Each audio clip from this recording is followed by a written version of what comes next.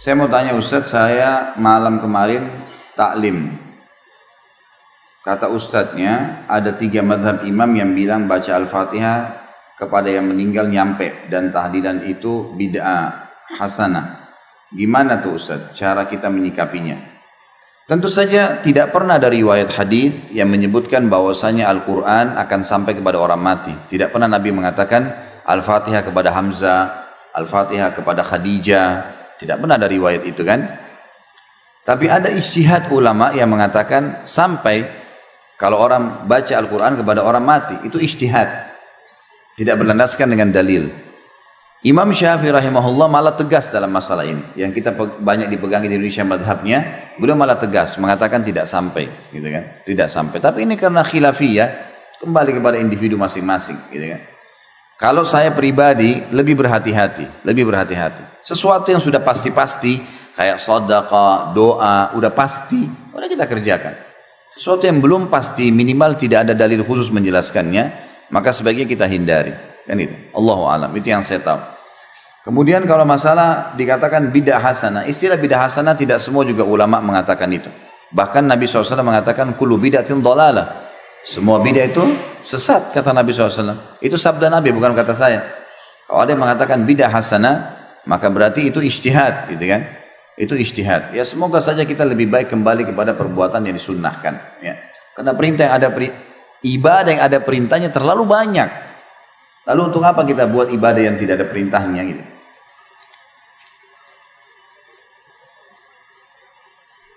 Adakah dari umat Nabi Muhammad SAW yang kekal dalam api neraka? Kalau dia meninggal Islam tidak ada. Semua orang Islam yang syahadat masuk surga. Semuanya.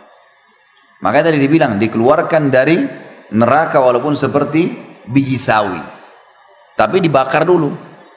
Asal dia tidak batalin keislamannya ya.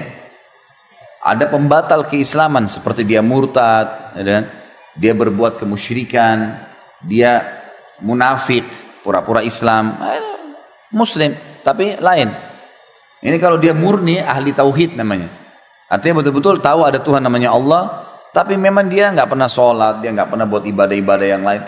Tidak ada indikasi yang membuat dia kufur ya. Seperti dia meninggalkan sholat karena tidak ngerti, tidak pernah ada yang pandu. Dan itu ada satu dai di Mesir ini tidak jauh dari kota-kota besar Mesir, di pedalaman dia masuk, dia kaget dan diangkat di YouTube, tapi masih dalam bahasa Arab. Di situ ibu-ibu banyak pakai cadar semua, pakai jilbab, pakai cadar Muslim, gitu kan, di perkampungan. Tapi begitu disuruh mengaji baca Al-Quran tidak ada yang bisa baca. Ditanya jumlah rakaat sholat berapa, tidak tahu, nggak pernah sholat. Sampai ada seorang ibu bilang, kami ini sama dengan binatang, nggak ngerti apa-apa, ngomong gitu. Tapi nggak ada yang pernah ajar kami.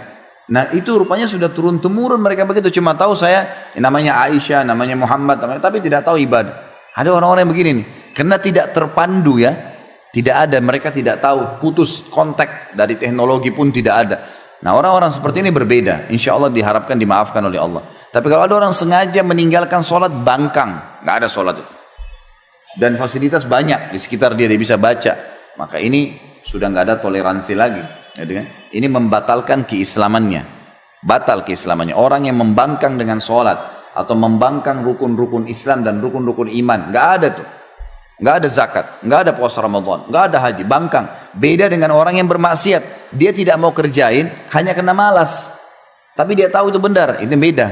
Kalau yang membangkang itu sudah jelas nggak bisa masuk surga ini, karena dia membatalkan keislamannya, kan gitu, membatalkan keislaman. Tapi kalau dia tidak membangkang, insya Allah nggak masalah, masih kemungkinan masuk ke dalam surga. Tapi jangan berharap di situ ya.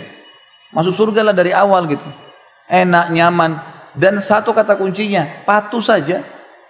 Sekarang Bapak Ibu mulai sholat, mulai puasa, jujur, amanah, jalankan semua yang baik-baik. Jadi istri-istri yang baik, suami-suami yang baik, anak yang bakti, orang tua yang baik sama anak-anaknya, baik sama tetangga, senyum dengan orang, bantu orang susah, lakukan yang baik-baik, patuh, meninggal masuk surga, gitu kan? Untuk apa kita pikir masuk neraka dulu? Susah itu.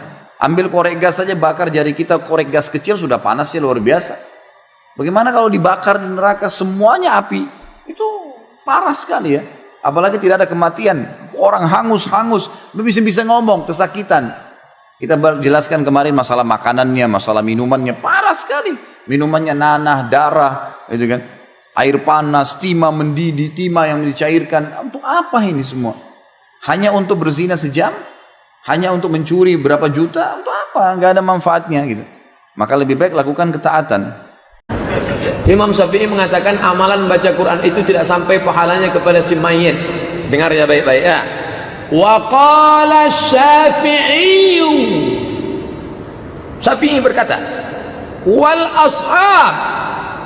Ulama mazhab Syafi'i berkata, wa in khatimul Qur'ana fahuwa hasanun. Seandainya mereka bacakan sekhatam Quran, maka perbuatan itu baik. Seelok-eloknya kita bacakan sekhatam Quran, hadiahkan pahalanya untuk almarhum nenek, datuk, nenek, adik, segala macam. Yang ngomong begini siapa? Imam Nawawi. Makanya kalau baca fikih Syafi'i jangan dibaca menurut orang Hambali. Ini yang jadi masalah. Baca fikih Syafi'i tapi yang jelaskan orang Hambali. Belajarlah mazhab. Ini belajar mazhab tak pernah, tapi ngutip mazhab rajin. Kalau mau baca fikih Syafi'i, bacanya karya Nawawi. Karena Imam Nawawi meninggal 676, dialah yang merevisi semua. Kola kata sebulan kata dirangkumnya semua. Baca kitabnya Raudhatut Talibin, baca kitabnya Al-Minhaj Syarah Sahih Muslim Ibn Al-Hajjaj. Itu induk-induk mazhab Syafi'i. Saya ulang sekali lagi, apa kata Imam Nawawi?